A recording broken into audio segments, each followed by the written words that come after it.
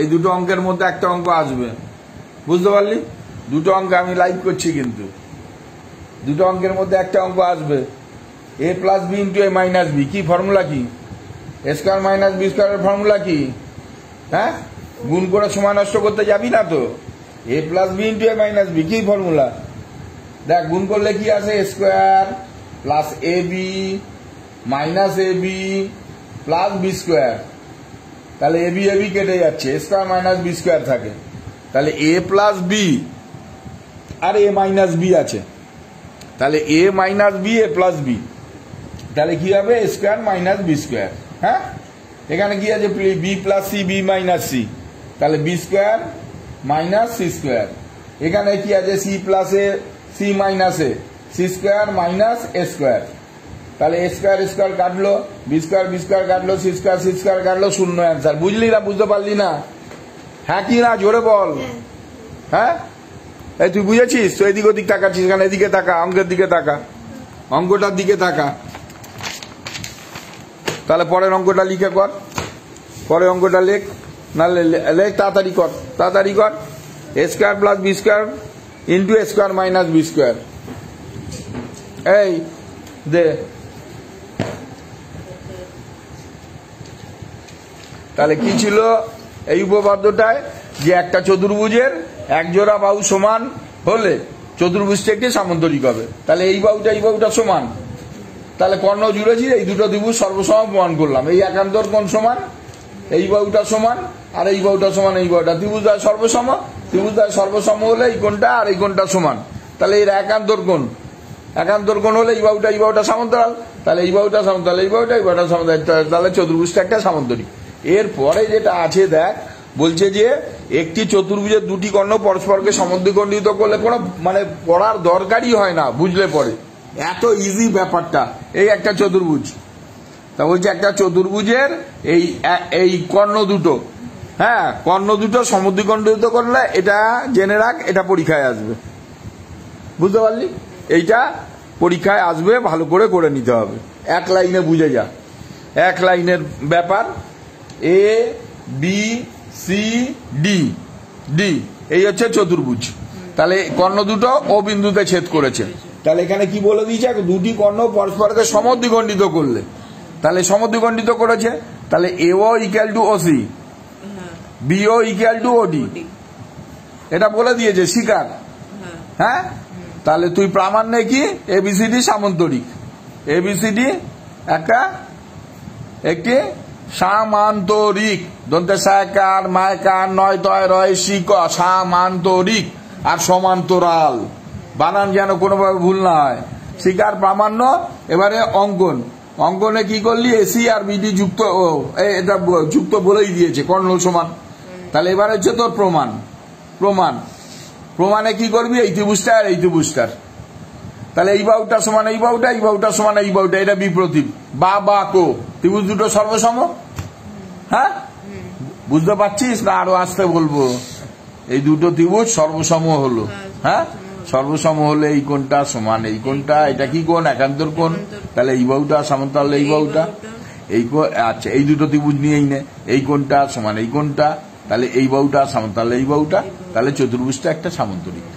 কোনো কঠিন? হ্যাঁ, এক সেকেন্ডে এগুলো বুঝলে পরে মাথা দিয়ে একটু চর্চা করে ঘামাবি, এত কিছু লেখার দরকারই নেই। ত্রিভুজ দুটো সর্বসম হলেই আমি প্রমাণ করে নিতে পারলাম একান্তর কোণগুলো সমান, জেড আকৃতির কোণ, তাহলে বাহুগুলো সমান্তরাল। হ্যাঁ, বোঝা গেছে তো? এইবারে দেখ যে এটা আসবে। এবারে আমি একটা কি বললাম, রম্বসের ক্ষেত্রে কি বলেছি বলতো? রম্বসের কর্ণদ্বয়ের সম্পর্কটা বল। গুড, রম্বসের কর্ণদ্বয় সমকোণে সমদ্বিখণ্ডিত করে, তাহলে যে ত্রিভুজটা হবে সেই ত্রিভুজটা হচ্ছে সমকোণী ত্রিভুজ। হ্যাঁ, সমকোণী ত্রিভুজ হলে পিথাগোরাসের সূত্রটা কি? অতিভুজ স্কয়ার ইকুয়াল লম্ব স্কয়ার প্লাস ভূমি স্কয়ার। তাহলে লম্ব স্কয়ার প্লাস ভূমি স্কয়ার, এই প্রবলেম দিয়ে তোকে প্রবলেম দেবে।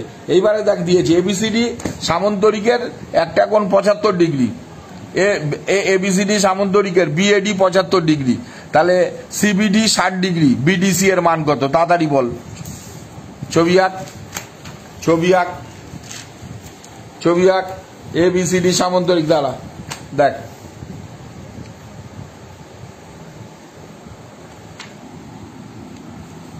এ বি সি ডি সামান্তরিক বিএডি বিএডি কত ডিগ্রি 75 ডিগ্রি। আর সিবিডি সিবিডি সিবিডি সিবিডি এটা কত বললো 60 ডিগ্রি 60 ডিগ্রি হলে বিডিসি বিডিসি এই কোণটার মান কত বল। এই প্রবলেম দেখ ভালো করে দেখ, এই কোণটা 75 ডিগ্রি, এই কোণটা 60 ডিগ্রি, এই কোণটার মান কত বের করতে বলেছে। কি করে হয় কোনোদিনও এই বাহুটা সমান যে 60 ডিগ্রি হবে। একটু আগে কি শিখলি ভালো করে চিন্তা কর। হ্যাঁ বল।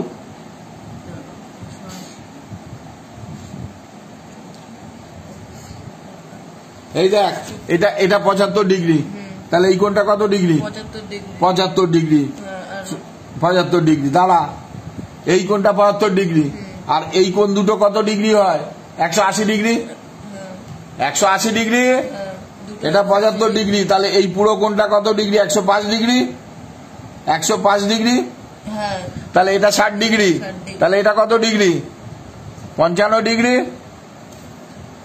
হ্যাঁ বুঝেছিস? এই কোণটা আর এই কোণটা কত হবে 180 ডিগ্রি তো, তাহলে এটা 75 ডিগ্রি, তাহলে এই পুরো কোণটা কত ডিগ্রি 105 ডিগ্রি 105 আর 75 এ তো 180 হয়।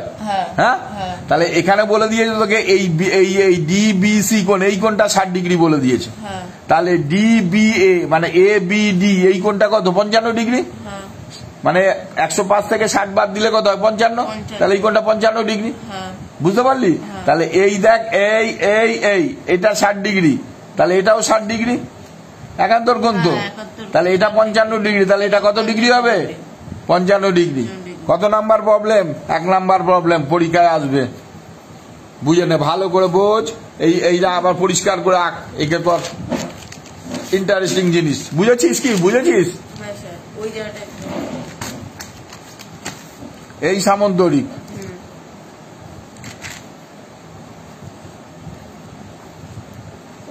সামান্তরিক হ্যাঁ বল। হ্যাঁ হ্যাঁ হ্যাঁ হ্যাঁ তাহলে এটা কত বললো বিএডি 75 ডিগ্রি, তাহলে এটা 75 হলে এটা কত 75 ডিগ্রি, তাহলে এটা 75 হলে এটা কত 105 ডিগ্রি, এই দুটো 180 ডিগ্রি। এবারে এইটাকে জুড়েছে, এটাকে জোড়ার পরে বলেছে এই কোণটা 60 ডিগ্রি, তাহলে এই কোণটার মান বের করতে বলেছে। তা তোকে এই কোণটা তুই তো এই কোণটার মান বের করতে পারবি না, কারণ এই কোণটা দিয়েছে, তাহলে এই কোণটা আর এই কোণটা কত 180 ডিগ্রি। হ্যাঁ তাহলে 180 ডিগ্রি হলে এটা 75, এটা কত 105 ডিগ্রি, এই যে বের করেছি, তাহলে 105 থেকে 60 বাদ দিলে এটা কত হয় 55 ডিগ্রি। হ্যাঁ তাহলে এবারে দেখ এই একান্তর কোণ, তাহলে এই কোণটা আর এই কোণটা সমান, এটা 60 হলে এটা কত 60 ডিগ্রি, আর এটা 55 হলে এটা কত 55 ডিগ্রি। এটা হচ্ছে এই 1 নাম্বার প্রবলেমটা, এটা কিন্তু ভালো করে প্র্যাকটিস করতে হবে। আচ্ছা বলছে জ্যামিতিক চিত্রগুলির মধ্যে কোনগুলির কর্ণদ্বয়ের দৈর্ঘ্য সমান? সামান্তরিক, রম্বস, ট্র্যাপিজিয়াম, আয়তাকার চিত্র। কার কর্ণ সমান হয়, কার ট্র্যাপিজিয়ামের হয় না, হয় না। আচ্ছা রম্বসের হয় না, হয় না। সামান্তরিকের হয়, গুড। আর আয়তাকার চিত্রের আয়তাকার চিত্রেরও হয় তো কর্ণদ্বয়ের দৈর্ঘ্য আয়তাকার, এই যে আয়তাকার চিত্র।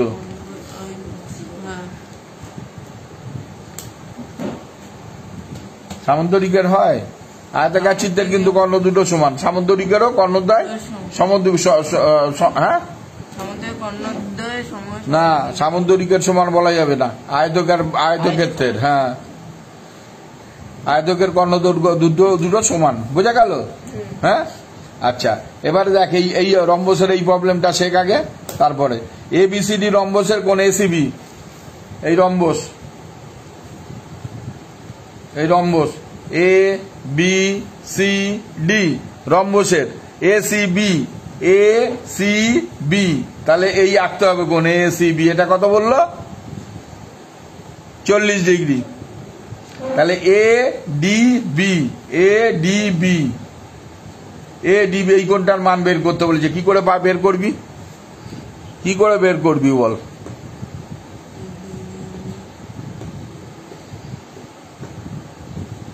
এটা 40 ডিগ্রি বলেছে, এটা কত ডিগ্রি, এটা রম্বসের কর্ণতায় কি করে? তাহলে এটা কত ডিগ্রি? 90। 90 আর 40 কত? 130। তাহলে এটা কত? 50। বুঝলি, এটা বেরিয়ে গেল তো? হ্যাঁ, এই যে এইটা 90 হলে এটা কত? 90, তাই তো? এটাও 90, সবই 90। হ্যাঁ, আচ্ছা, এইবারে তোর এই দুটো ত্রিভুজ, এই বাহুটা সমান এই বাহুটা, এই কোণটা সমান এই কোণটা, কর্ণতার সমকোণে সমদ্বিখণ্ডিত করে। তাহলে এইটা সমান এইটা, ত্রিভুজটা সর্বসম। ত্রিভুজটা যদি সর্বসম হয়, হ্যাঁ, তাহলে এই কোণটা 40 ডিগ্রি, এই কোণটা কত ডিগ্রি হবে? 40 ডিগ্রি। এই কোণটা 50 ডিগ্রি, এই কোণটা কত হবে? 50 ডিগ্রি হবে। বুঝতে পারলি? এই হচ্ছে তোর, হ্যাঁ হ্যাঁ, এই হচ্ছে তোর জ্যামিতি শেষ হয়ে গেল। যে লাস্টের এটা কর, এবিসিডি রম্বস, এটা পর। এবিসিডি রম্বস, এবি পাই দৈর্ঘ্য 4 সেন্টিমিটার, বিসি যদি 60 ডিগ্রি হলে কর্ণ বিডির দৈর্ঘ্য কত হবে? ঠিক এটাও একইভাবে করতে হবে। হ্যাঁ, কি পিথাগোরাসের সূত্র, অধিভুজ স্কয়ার ইকুয়াল রম্বস স্কয়ার প্লাস ভূমি স্কয়ার। আর কি, রম্বসের কর্ণদ্বয় পরস্পরকে সমকোণে সমদ্বিখণ্ডিত করে।